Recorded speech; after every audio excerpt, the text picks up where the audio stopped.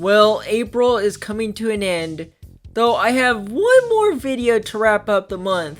Well, originally I was ready to put up my review of the Pokemon remakes, Pokemon Brilliant Diamond and Shining Pearl, but I did not pick the games up. Once I get one of them, I'll do my review sometime this year, if I can get them, along with Pokemon Legends Arceus. So now, I gotta change it up. But no worries, I'm gonna do a movie review on a 2002 movie, Big Fat Liar. I will say, I was gonna put the video up in July to save room, but then I went, no, I'm putting the video up a few months early. And yes, the movie turned 20 years old back in February. So, bottom line, this is not a 20th anniversary video. This is a movie review, which I do want to talk about this movie, since this was one of my childhood movies of mine. The plot involves Jason Shepard, a 14-year-old boy who's a compulsive liar and a slacker. He tries to get out of his 1,000-word creative essay by making up a lie, but gets caught by his 8th grade English teacher. He is given 3 hours to submit the essay, otherwise he will fail English and repeat in summer school. So he writes a story titled, What Else? Big Fat Liar. While turning the essay quickly, he gets run over by a limousine of a Hollywood producer, Marty Wolf. He convinces him to give a ride to the school. After that, he leaves, but he left his essay behind. Marty is inspired by the story and keeps it for himself. Jason tries to explain what happened, but the parents and teacher don't believe him and decides to send to summer school. Jason and his friend Kaylee saw it at the theater was the trailer for the film that Jason wrote. While Jason's parents are out of town, the two head out to the studio in LA. Jason confronts Marty for the essay, but then Marty burns his essay and calls security to remove him out of the studio. So now, Jason pulls a number of pranks on Marty, while Marty has to produce the movie with Universal, and the movie goes hijinks ensue. My opinions have changed slightly in the past 20 years. As a kid, I liked it.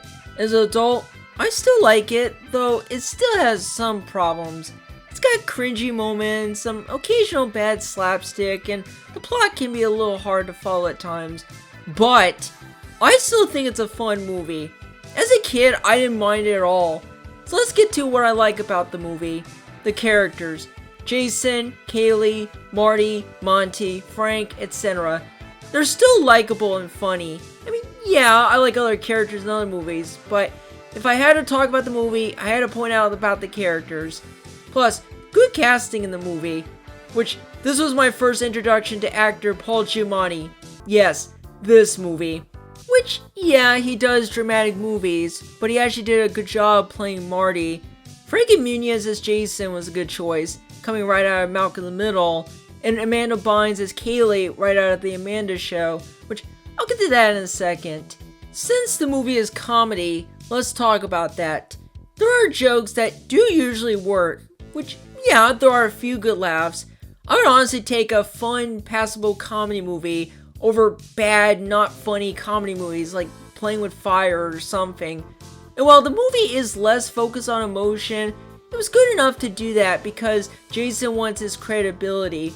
So yeah, it's silly, but it's still fun. So the question that people are going to ask me, how come this movie is not a guilty pleasure of mine?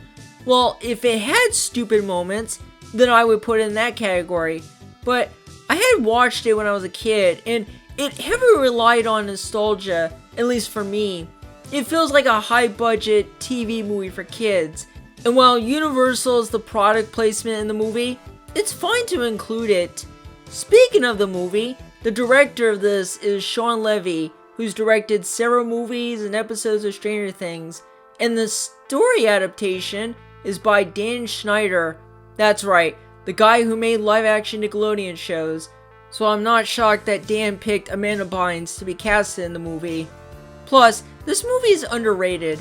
I mean, it's getting attention, but not enough compared to other kids' movies that came out in the 2000s. Also, I want to talk about the critical reception of the movie. This movie got a 45% on Rotten Tomatoes, and honestly, this movie doesn't get the hate it gets. Funny enough, two critics, Ebert and Roper, both liked the movie and gave it 2 thumbs up on the movie, and I agreed to them. It came out the same year as Master of Disguise, which, yeah, that movie was a whopping 1%. Maybe one day if people can watch it to see if it's better. I mean, come on, I've seen worse movies out there, especially comedy movies. So, besides the critical response, Big Fat Liar is a fun movie with likable characters and good laughs. Still, it's not my guilty pleasure movie, but I had a good time watching it when I was a kid and even during the later years. So yeah, that is all for my review. Glad I put the video up earlier than later, but that's okay. I got more videos for May next month. I'll see you guys next time.